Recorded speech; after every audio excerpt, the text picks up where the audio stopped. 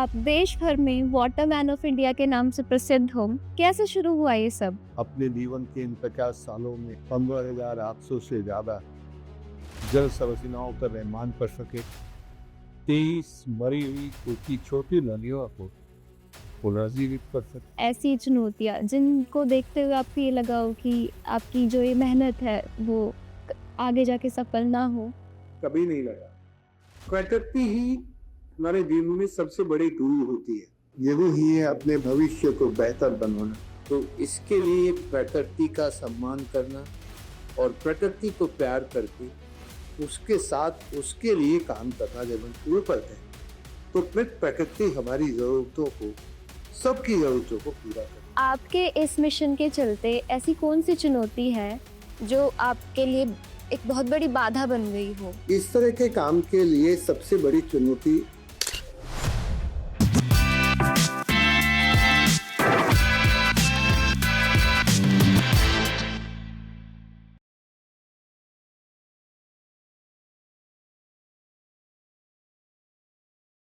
Hello and welcome to HTT pulse. मैं हूं आपकी होस्ट कुमकुम शर्मा और आज हमारे बीच मौजूद है एक ऐसे शख्स जिन्होंने ना सिर्फ सूखी जमीन को जीवन दान दिया बल्कि करोड़ों दिलों में एक नई उम्मीद जगाई, जिन्होंने पानी को एक आंदोलन बनाया। जी हाँ, मैं बात कर रही हूँ वाटर मैन ऑफ इंडिया के नाम से देश भर में प्रसिद्ध पद्मश्री डॉक्टर राजेंद्र सिंह जी की।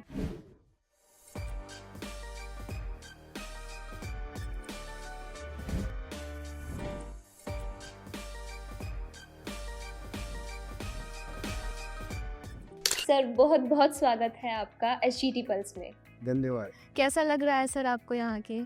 आज एनवायरनमेंट फेस्ट 25 में यहाँ के शिक्षकों के साथ, यहाँ के विद्यार्थियों के साथ, खासकर प्रोविशीज के साथ बातचीत करके अच्छा लगा। ऐसा लगता है कि ये यूनिवर्सिटी कुछ बेहतर करना चाहती है और बेहतर करने की शर्त ये होती है कि जो चल रहा है उससे हटकर और क्या किया जा सकता है। तो आज यहाँ के शिक्षकों ने मिलकर मुझसे कहा कि मैं शिक्षा और विद्या के अंतर को समझाने की कोशिश करें और शिक्षा को विद्या के साथ कैसे जोड़ सकते हैं, इस विषय पर आज मैंने यहाँ आकर बातचीत की। मैंने देखा कि यहाँ के विद्यार्थियों की भी रुचि है जानने की और शिक्षक कुछ नया करना चाहते हैं। सर, जैसे कि आप देश भर में वाटर मैन ऑफ इंडिया के नाम से प्रसिद्ध हो, तो जो आपका पानी के प्रति ये प्यार है, ये जज्बा है, ये बचपन से ही है या फिर ये किसी घटना पे आधारित है? कैसे शुरू हुआ ये सब? नहीं, मैं जब अपना बचपना देखता हूँ जी। तो मुझे पानी के प्रति जो प्यार था उससे मुझे पानी की समझ, लेकिन इस समझ के साथ साथ काम शुरू भी हुआ। पर मेरी जगह बदलती रही, सरकार में काम करते तो पहले मैंने बाढ़ देखी तो बुखार देखा। तो इसके कारण जो मन में पानी के प्रति, पानी का जो संकट है, उस संकट के प्रति समाधान की एक ललक जग, इन्हें इस समाधान को कर सकते। इसलिए, लेकिन इसको करने की कुछ घटनाएं बन जाती।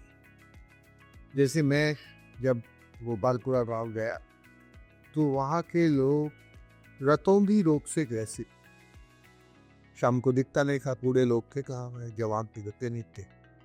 तो मैंने उनका इलाज किया, ठीक हो गए।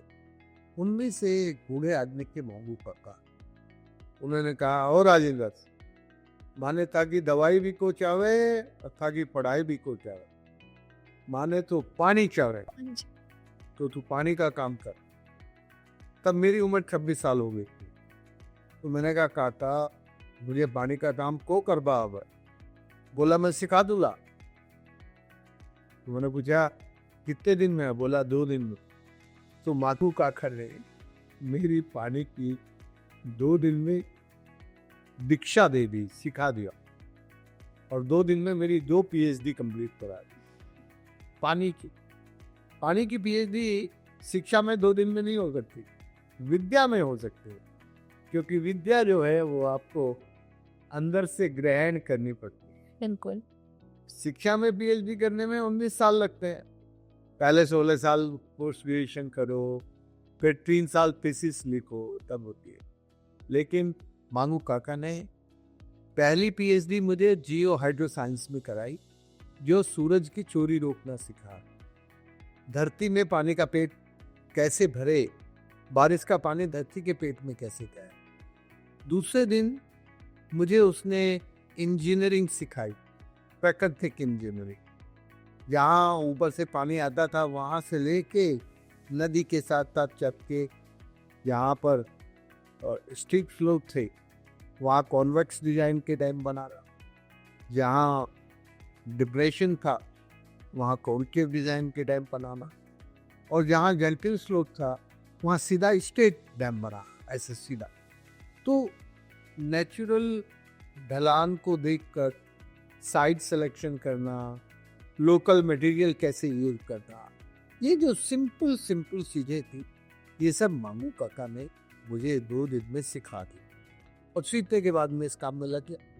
तो मेरी जो विद्या है वो 2 दिन में 2 पीएचडी करने की है।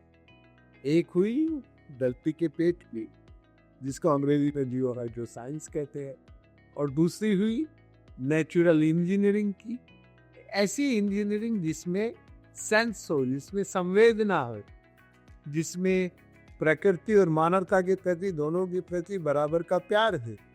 तो मेरी कुल 2 दिन की दीक्षा है जिसमें मैं पानी का काम करने लगा। तो आप तुम समझ सकती हो कि एक घटना थी, बट घटना नहीं, आपके अंदर कुछ क्रोमोसोम्स होते हैं जो आपको उस तरफ लेके जाते हैं, उस तरफ खींचते हैं। हाँ, उस तरफ खींचते हैं। पर वो खिंचाव होता है, एक अनुकूल समय आता है, एक घटना होती है, उस घटना में फिर आप वैसा काम करने लग जाते हैं। वो घटना हमेशा तुम्हें क्वांटिटी में नहीं जाती, दो एक इंस्टेंट होता है, फिर आप लग के वैसे काम लग जाते। सर, मैंने अपने बड़ों से बहुत सुना है कि जिंदगी के हर सफर में कोई ना कोई मुश्किल, कोई ना कोई चुनौती, उसका आना स्वाभाविक है। तो आपके इस मिशन के चलते ऐसी कौन सी चुनौती है जो आपके लिए एक बहुत बड़ी बाधा बन गई हो? कैसे, मतलब आपके इस मिशन के साथ जो जुड़े हुए लोग थे, कैसे उनको प्रेरित किया आपने? इस तरह के काम के लिए सबसे बड़ी चुनौती उस वक्त की सरकार ने, जब हमने पहला बाग रोपालपुरा में बनाया, तो उनका जो इरिगेशन डिपार्टमेंट है उसने कहा आपने हमारी सरकार का पानी रोक लिया। मैंने उनसे कहा कि भाई तुम्हारी सरकार का कहाँ से पानी आ गया? तो बादल का पानी है। तो जिन लोगों की जमीन पे पानी बरसा है उनका पानी है। उन्होंने सर्वसम्मति से अपना ये पानी अब एक जगह इकट्ठा कर दिया, तो उससे उनका जीवन पानी में हो जाए। लेकिन सिंचाई विभाग वाले वो सुनते नहीं है। उन्होंने तो जो मुकदमा बनाना था बना दिया, और उसके बाद तो वो मुकदमे बना के चलेगी। लेकिन हम डरे नहीं सरकार से, डर जाते तो काम बंद कर देते। बिल्कुल। हम उस काम में लगे, क्योंकि हम वो अपने लिए तो कर नहीं रहे थे, जिन लोगों के लिए कर रहे थे वो लोग साथ थे, सब वो सब लोग हमसे भी आगे थे, तो इसलिए वो काम हो गया। इसके अलावा भी बहुत सारे हर्डल्स इस तरह के काम में आएगा, बहुत सारे अवरोध आते, बट इन अवरोधों से यदि आप डरे नहीं, आपने हिम्मत करके एक सातत्यपूर्ण तरीके से वो काम करते रहे, तो आपको कभी ये जो हर्डल्स हैं, ये जो अवरोध हैं, ये आपके लिए चुनौती नहीं बनते हैं, ये अवसर बन जाते हैं आगे बढ़ने के लिए, सीखने के लिए हो जाती है, और उनसे सीख के हम आगे भी।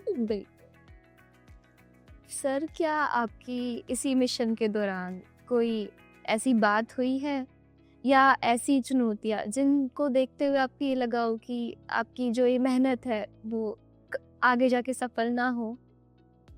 कभी नहीं लगा। क्यों नहीं लगा? कि देखो, जब तो मुझे कोई जानता नहीं था, तो बहुत लोग जानने लगे। 1988 में हमारी दिल्ली से लेकर गुजरात में हिम्मत नगर तक 28,000 खदानें चल रही थी और उन खदानों के कारण अरावली में गैक हो गए। अरावली में पश्चिम दिशा की जो रेख है वो हवा के साथ दिल्ली की तरफ बढ़ रही थी। सवाल बड़ा था, कठिन था, लेकिन हमने हिम्मत नहीं हारी। हमने सुप्रीम कोर्ट में मुकदमा किया कि हमारे जीवन को सुरक्षित करने के लिए ये जो खदानें चल रही हैं ये बंद होनी चाहिए। तो पहले हमने सरिस्का के जंगल की खदानें बंद करवाई, फिर पूरी अरावली में वो बंद कराई। उस वक्त जो माइनिंग माफिया में लगा हुआ माफिया था बड़ा दुष्ट था, उन्हें बहुत बार जानलेवा हमला किया, लेकिन हमें कभी डर नहीं लगा।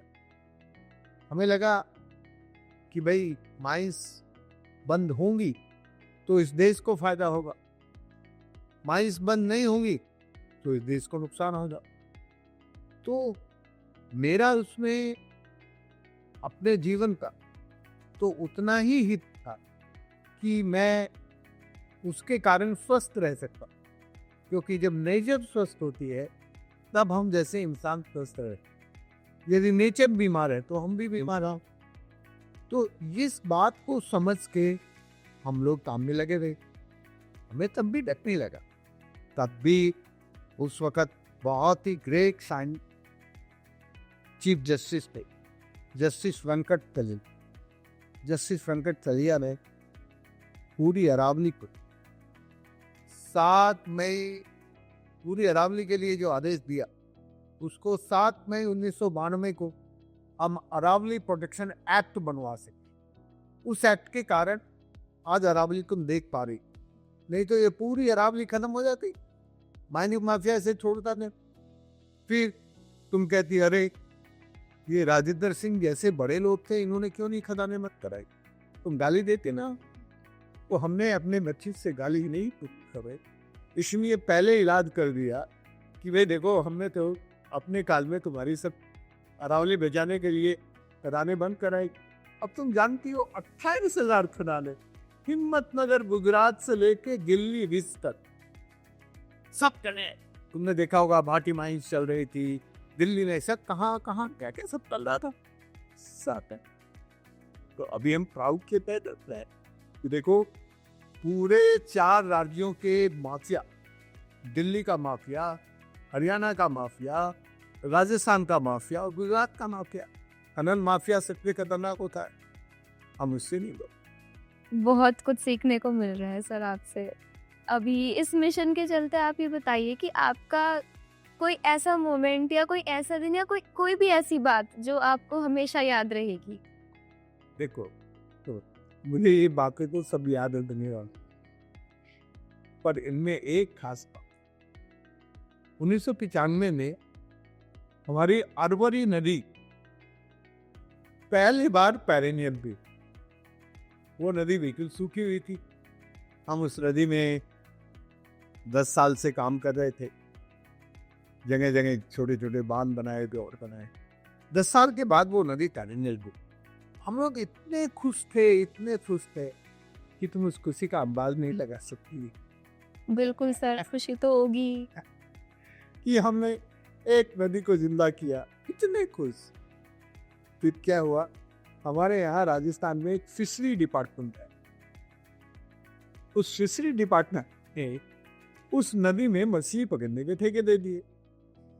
तो हमने कहा भाई जब नदी में पानी नहीं पड़ा तब तुम कहाँ गए थे, तब तुमने मछलियों के ठेके क्यों नहीं दिए।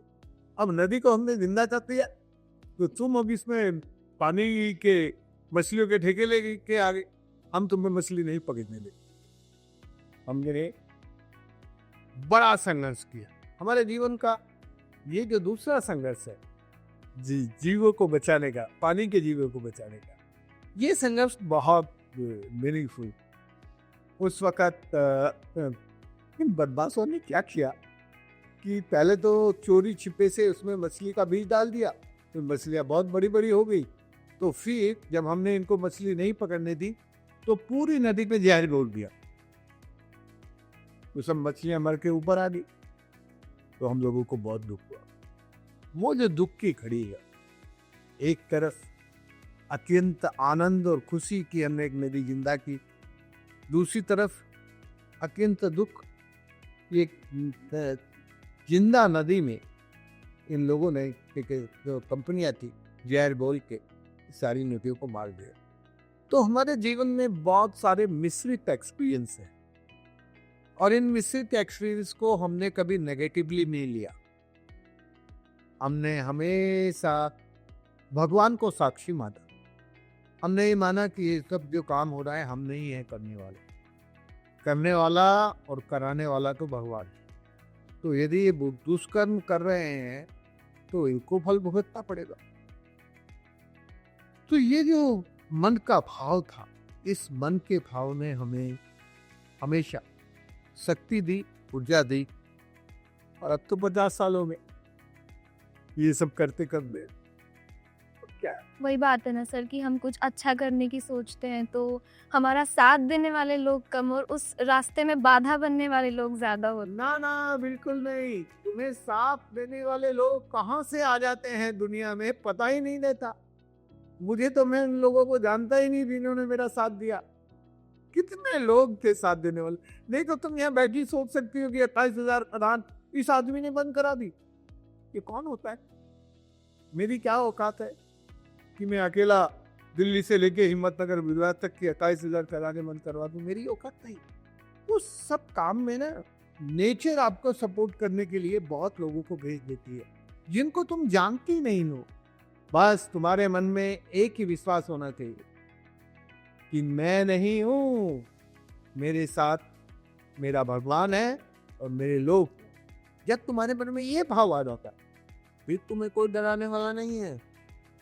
बस फिर आप लग जाते हैं काम।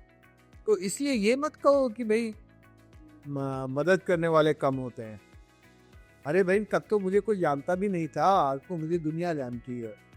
कितने लोग आ रहे, 4 राज्यों की खदानें बंद कराना है, बच्चों का खेल है। यदि मेरे साथ लोग ना आते तो क्या मैं करा पाता? इसलिए वो सब ऐसे होता है कि जब तुम भगवान पे भरोसा कर लेते हो तो फिर कोई ना कोई तुम्हारी मदद के लिए आ जाता। और जब तुम यही समझते हो कि नहीं मैं ही करने वाला हूँ तो कोई मदद के लिए नहीं आता। सर, हमारी यूनिवर्सिटी में MSc एनवायरमेंटल सस्टेनेबिलिटी के नाम से एक नया कोर्स लॉन्च किया गया है। तो आपका क्या मानना है, वो जो बच्चे उसको परस्यू कर रहे हैं उनके करियर को कैसे अफेक्ट करेगा? तुम्हारी यूनिवर्सिटी में पहले भी बहुत कोर्स चल रहे हैं, इंजीनियरिंग के, मेडिकल साइंस के। तो कुछ कोर्स होते हैं जो लाभ के लिए कर, और कुछ कोर्स होते हैं जो शुभ के लिए होते हैं। ये जो तुम्हारा सस्टेनेबिलिटी का कोर्स है ये शुभ के लिए। शुभ का मतलब होता है सबके लिए, सबकी भलाई के लिए, सदैव नित्य नूतन निर्माण होना, सीखना, कभी बुरा नहीं होना। तो ये जो सस्टेनेबिलिटी का कोर्स है, मैं समझता हूँ तुम्हारी यूनिवर्सिटी में अच्छे बच्चे ये सस्टेनेबिलिटी का कोर्स करके हमारी भारत की धरती पर शुभ के लिए काम करेंगे और जो सबके भले के काम हुए वैसे काम करेंगे। हमारे जीवन में 2 शब्द होते हैं, एक लाभ होता है, एक सुख। तो ये जो बाकी पढ़ाई ले रहा है तुम्हारी, ये लाभ की है, डॉक्टर, इंजीनियर, ये सब। ये जो सस्टेनेबिलिटी है ये सुख की है। बस ये समझ लो। इसलिए मैं तुम्हारे इस कोर्स का स्वागत करता हूँ। Thank you sir. तो सर, हमारी आज की युवा पीढ़ी और हमें वाटर कंजर्वेशन के लिए, जल संरक्षण के लिए क्या मैसेज देना चाहोगे आप? देखो भाई, मैं तो 70 साल का हो रहा, मुझे ज़्यादा 30 साल जीना होगा, तुम्हें जीना है 80 साल। तो तुम सोचो कि तुम्हें यदि 80 साल जीना है और तुम्हें स्वस्थ रहना है तो मुझे क्या करना चाहिए? तुम्हें करना चाहिए कि तुम अपने जीवन के लिए जितना भी इस प्रकृति से पानी ले रही हो, जैसा भी ले रही हो, वैसा ही अपने जीते जी इस प्रकृति को वापस देके जा। नहीं तो तुम जीवन में ही या केवल गंदा ही पानी देके जाओगी तो तुम्हें जीवन का पुण्य नहीं मिलेगा। जीवन का पुण्य जब मिलता है जब हमारे जीवन में हम इस प्रकृति से जितना लेते हैं अपनी मेहनत और पसीने से काम करके इस प्रकृति को वापस लौटा देते हैं। इसलिए मैं इस देश के और इस दुनिया के युवाओं से ये कहता हूँ कि देखो भाई, मेरी उम्र के लोगों ने तो जो किया सो किया। अब तुम्हें यदि अच्छे से रहना है, जीना है, स्वस्थ रहना है, तो फिर इस प्रकृति के साथ प्रेम करके, इस प्रकृति को प्यार करके, गंदे पानी में अच्छा पानी मत मिलने दो। जो अच्छा पानी है उसका वर्षा के दिनों में संरक्षण करके ठीक से उपयोग करो। क्या होता है कि हम युवा लोग इस बात को भूल जाते हैं कि इस अच्छे पानी में यदि एक बूंद गंदा पानी डाल दें तो सारा गिलास का पानी कैसा हो जाए। जैसे दूध में थोड़ा सा जवन लगाते हैं, दही बन जाती है, ऐसे ही ये पानी पे यदि एक बूंद भी गंदा पानी डाल दिया तो सब जहरीला हो जाए। तो हमें अच्छे पानी को और गंदे पानी को दोनों को अलग अलग रखना। ये दोनों पानी यदि अलग अलग रहेंगे तो हमारा जीवन स्वस्थ रहेगा, हम स्वस्थ रहेंगे। मैं इस देश दुनिया के सारे युवाओं से यही कहता हूँ कि यार, जीना है तो अपना जीवन को समझ लो, और हमारा जीवन तब स्वस्थ होगा जब हम प्रकृति को प्यार करें। तो आज से तुम भी ये तय कर लो कि मैं प्रकृति को प्यार करूँ। प्रकृति को प्यार करोगी तो प्रकृति तुम्हें सब कुछ दे देगी। यदि तुम प्रकृति को प्यार नहीं करोगी तो प्रकृति तुमसे नाराज हो जाएगी, फिर वो तुम्हें कुछ देगी नहीं, फिर तुम्हारे जीवन में स्ट्रेस होगा। इसलिए इस देश दुनिया के सारे युवाओं को मैं हाथ उठा के कहता हूँ कि प्रकृति से तुम प्यार करने लगोगे तो प्रकृति तुम्हें सब कुछ दे देगी जो तुम चाहते हो, और तुम प्यार करके उसके लिए काम करना तो शुरू करो। सर, बहुत कुछ सीखने को मिला आपसे, बहुत कुछ जानने को मिला आपसे। मैं तो आपकी हर एक बात को नोट कर चुकी हूँ अपने मन में। आप लोग भी करिए, आप लोग भी सारी बात समझिए, क्योंकि ये सिर्फ हमारे लिए नहीं, पूरी दुनिया को बचाने के लिए है। Save water, save life. तो अगर आपको हमारा ये पॉडकास्ट पसंद आया हो तो do like, share and subscribe our channel.